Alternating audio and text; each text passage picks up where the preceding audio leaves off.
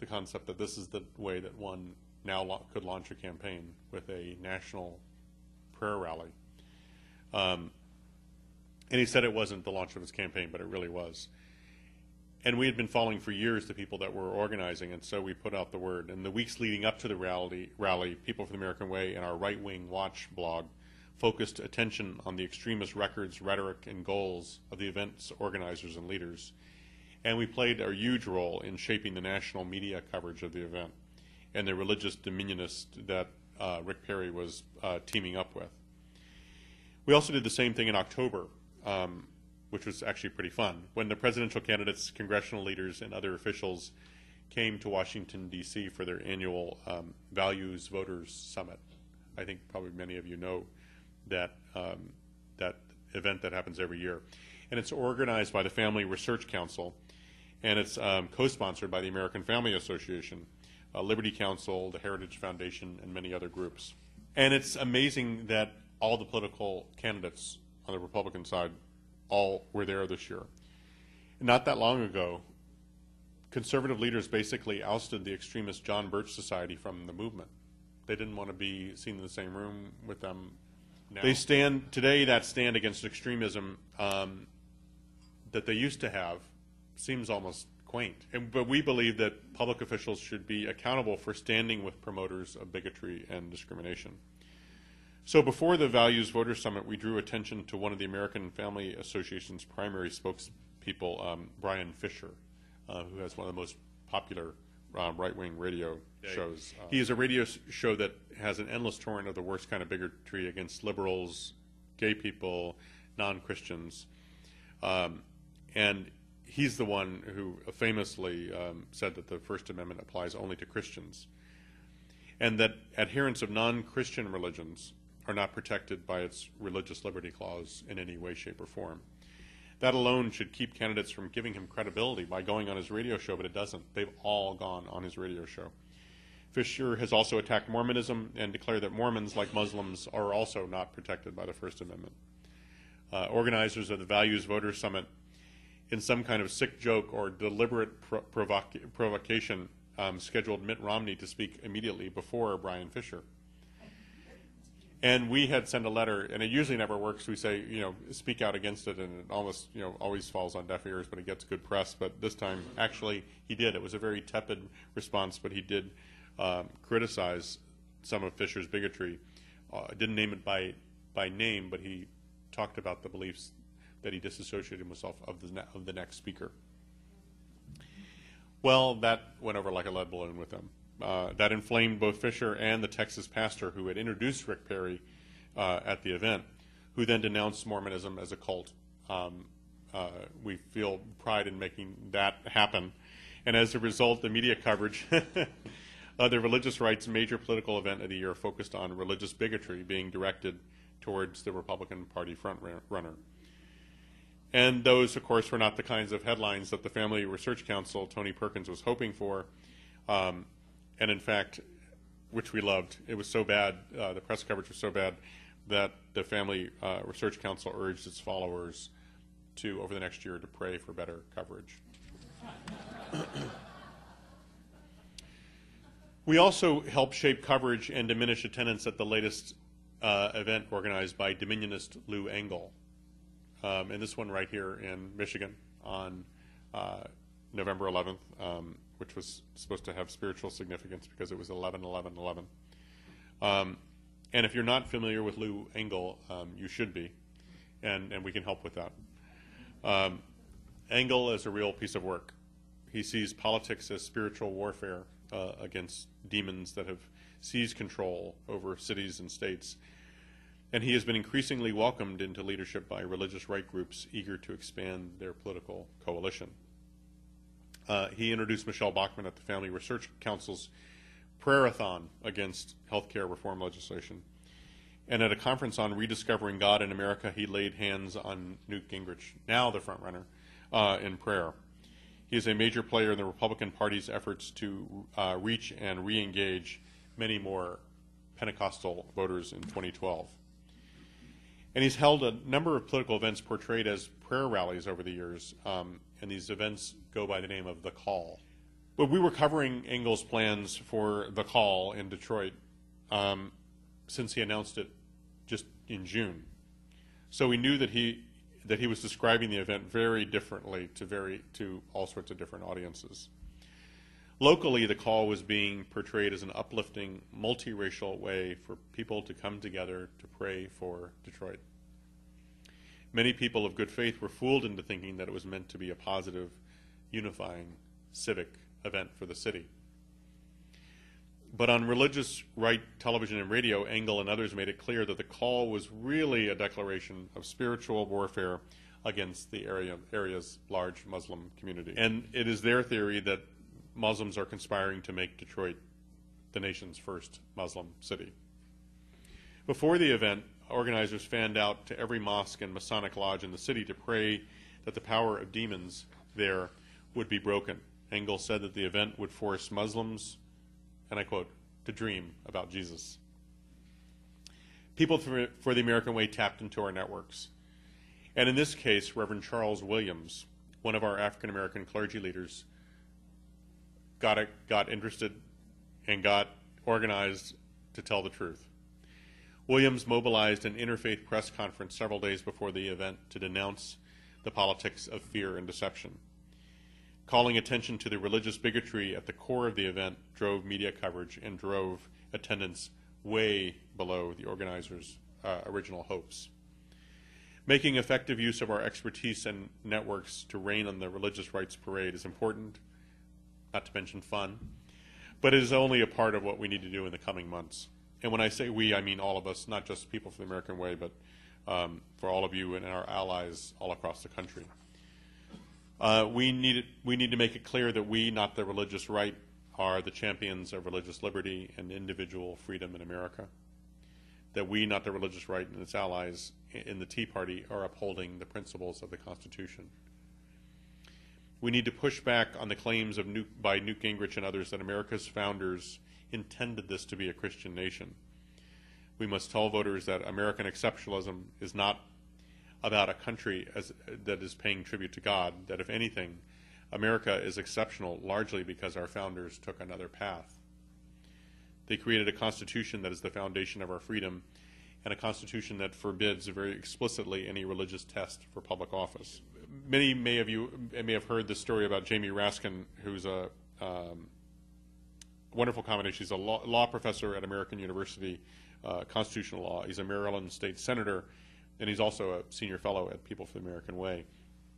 Last year, there was a state constitutional amendment that was up in Maryland to deny same-sex couples, and it was being marriage, and it was being debated in the legislature. And one of Raskin's colleagues declared that to her it was entirely a religious issue. It had nothing to do with government. It was entirely a religious issue. That the Bible defined marriage, and that was that. And Jamie wonderfully responded by pointing out that lawmakers put their hand on the Bible to swear to uphold the Constitution, and that it's not the other way around. We need to make that kind of powerful assertion of our values whenever they are under attack, and even when we ourselves are not the targets of the day, which I think is very important. I would suggest that one important role that atheists could play in our current political climate is to help challenge the attack on American Muslims. And as I think has been pointed out, and I know it's in many of the blogs that I was reading in preparing for this, that Muslims join atheists at the bottom of the list of Americans who tell pollsters who they would trust to run this country. Far-right activists, with the help of Fox News pundits, waged a deceptive campaign against the Park 51 Community Center in New York City, which was known as the Ground Zero Mosque by right-wing activists. The American Center for Law and Justice, Pat Robertson's legal group, which supposedly is committed to religious liberty, helped lead the campaign against that center. Some religious and political leaders have called for Americans to prevent any additional mosques from being built, and not just in New York City, and not just near Ground Zero, but anywhere in this country. In fact, some even argue that Islam is not even a religion, that it's some kind of astonishing thing to say about one of the largest religions, although it's not astonishing when you know more about the right wing that believes that Islam is a political system, an economic system, a legal system, and a cultural system. And since they argue that it is not a religion, it is not, it's not improper to deny them a place to worship, and this is all part of a relentless concerted campaign to denigrate them as inherently un-American, as threats to communities in the country. Literally, millions of Americans have convinced, as you all know, that we are only a few years away from Sharia law becoming, replacing the Constitution as the law of the land. And this kind of rhetoric, although seems funny on its face, has consequences. Of course, the FBI recently reported that there's a 50% increase in anti-Muslim hate crimes just in the last year. In New York, a coalition of community organizations responded to the manufactured controversy over Park 51 by creating a group called New York Neighbors for American Values. They recently they published a report on the lessons they learned from the controversy.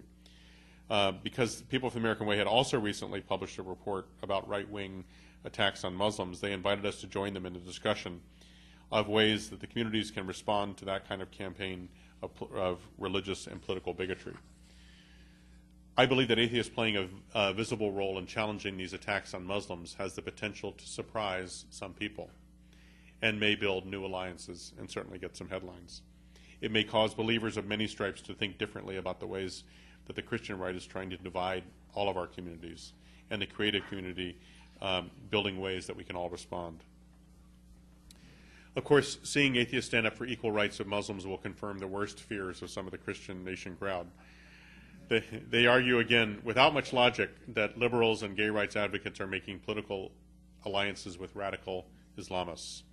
They figure that gays, liberals, radical Islamists all hate America, so they must work together.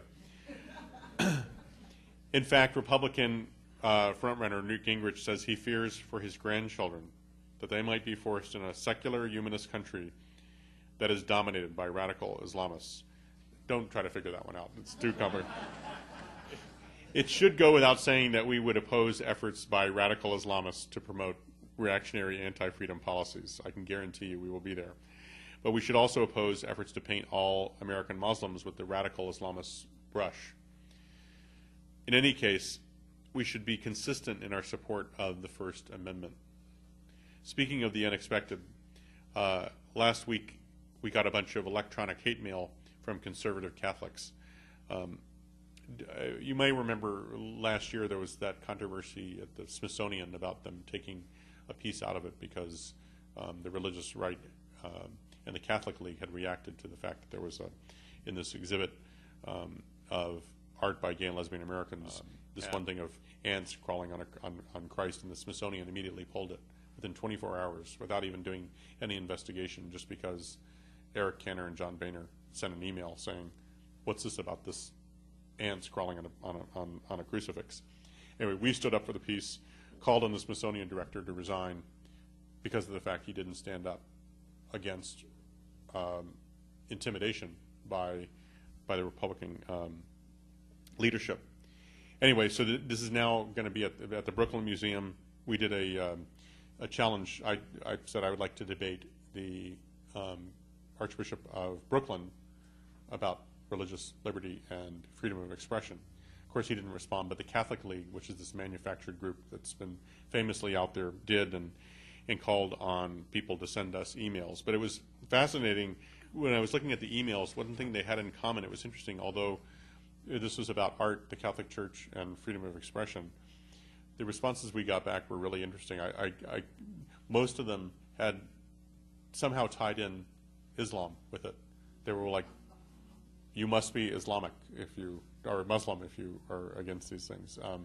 Many challenging the fact that why do you even have American in your name, and challenging the fact that we should change our name because we were not American. But the Muslim thing seemed like an amazing reach that's where they went.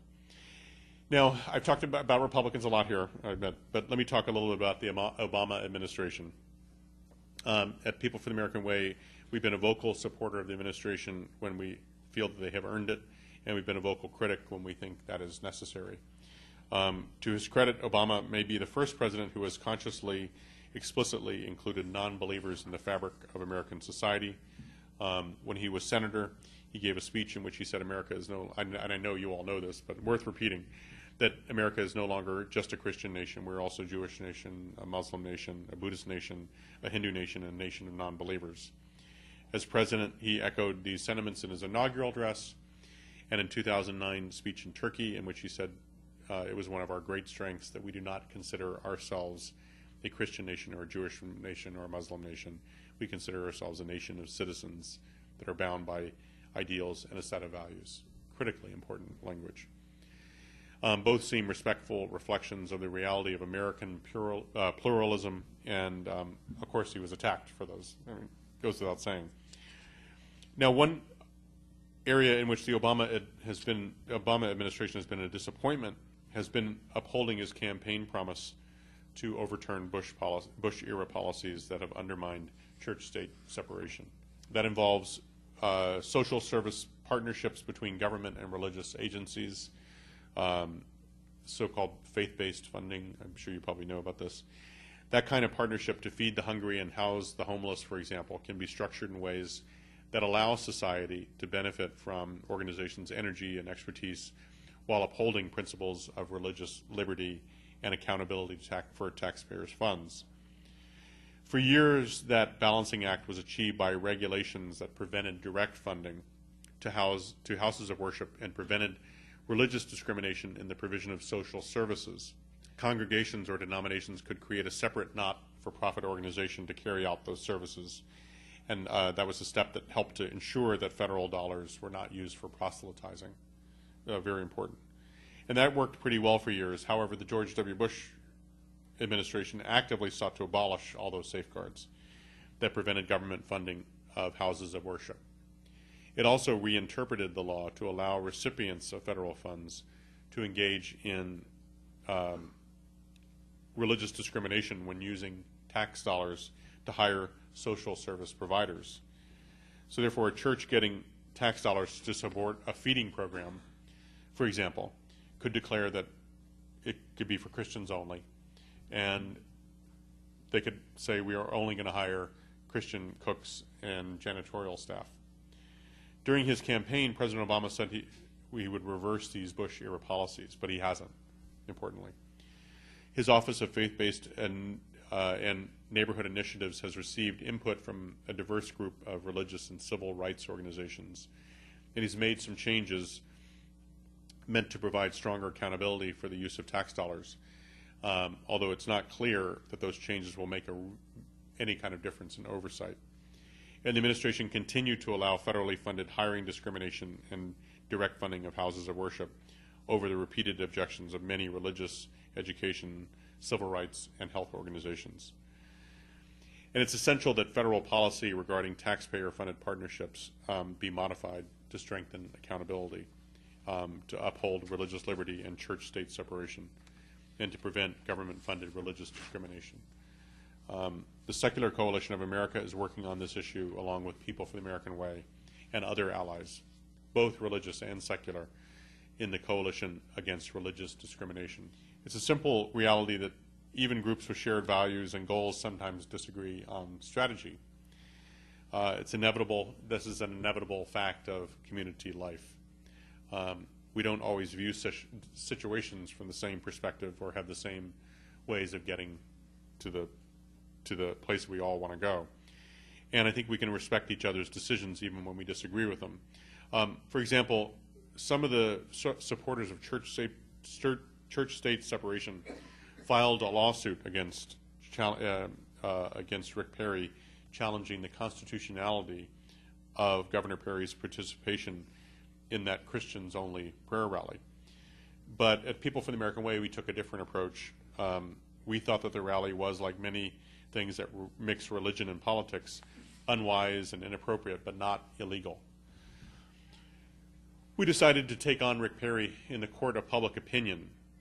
We probably could have a good conversation about those different choices and whether the actions we took might unwittingly give the religious right leaders an opportunity to push their false claims that liberals and secularists are out to silence Christians.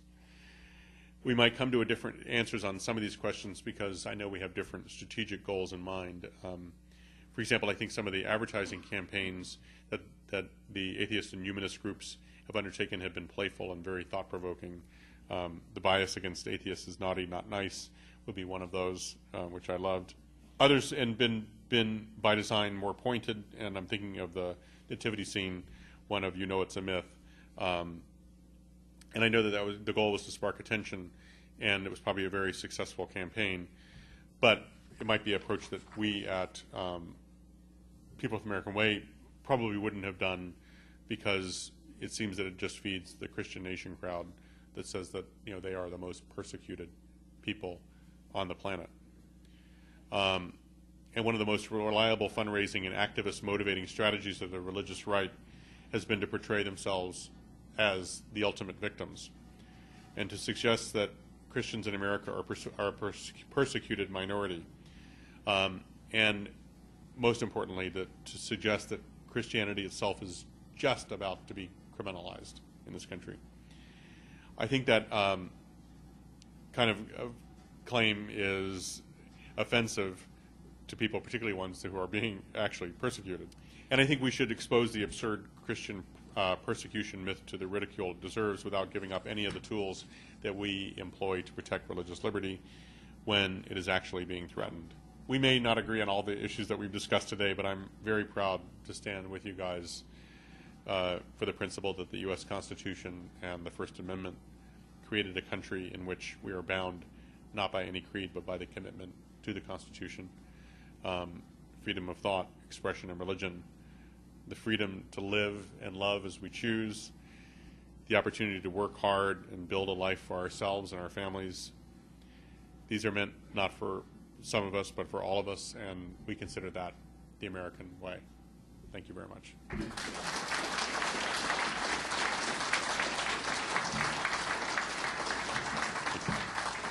I'd like your comment on this. I think regarding First Amendment protection, I don't think our side is nearly as aware as it should be that, our chief vulnerability is not with the First Amendment itself.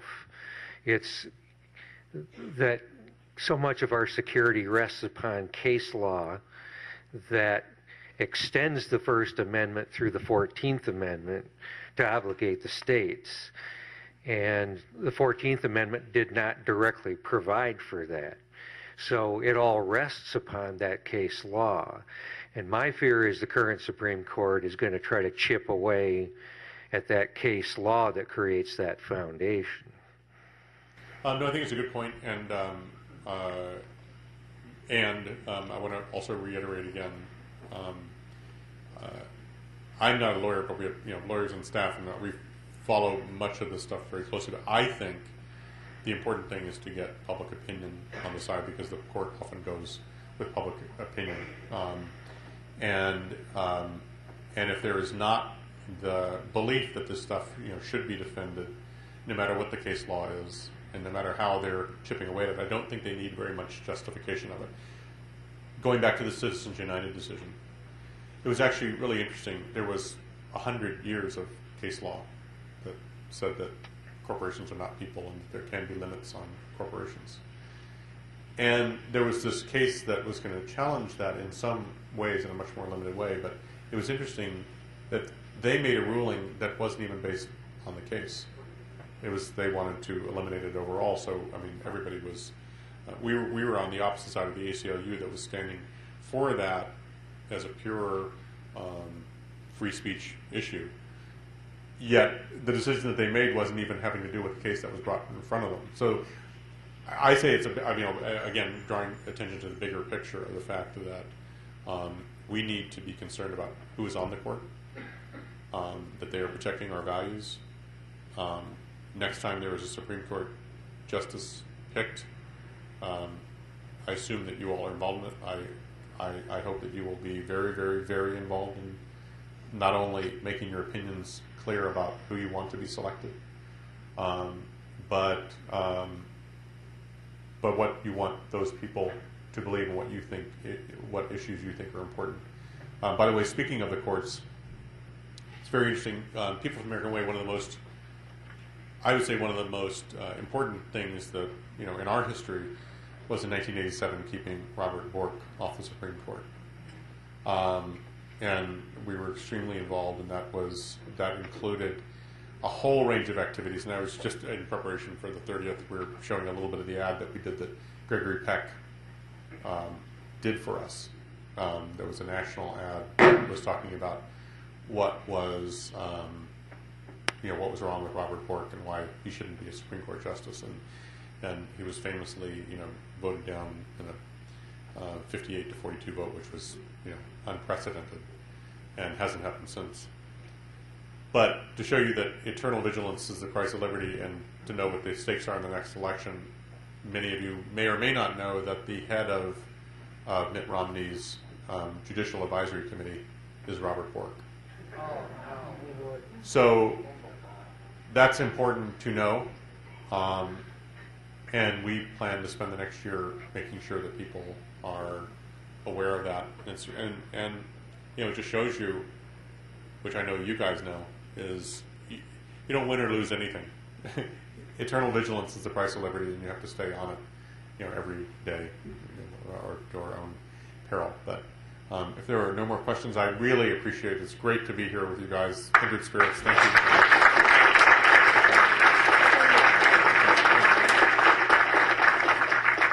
Okay, I'm going to hang on to you for a moment.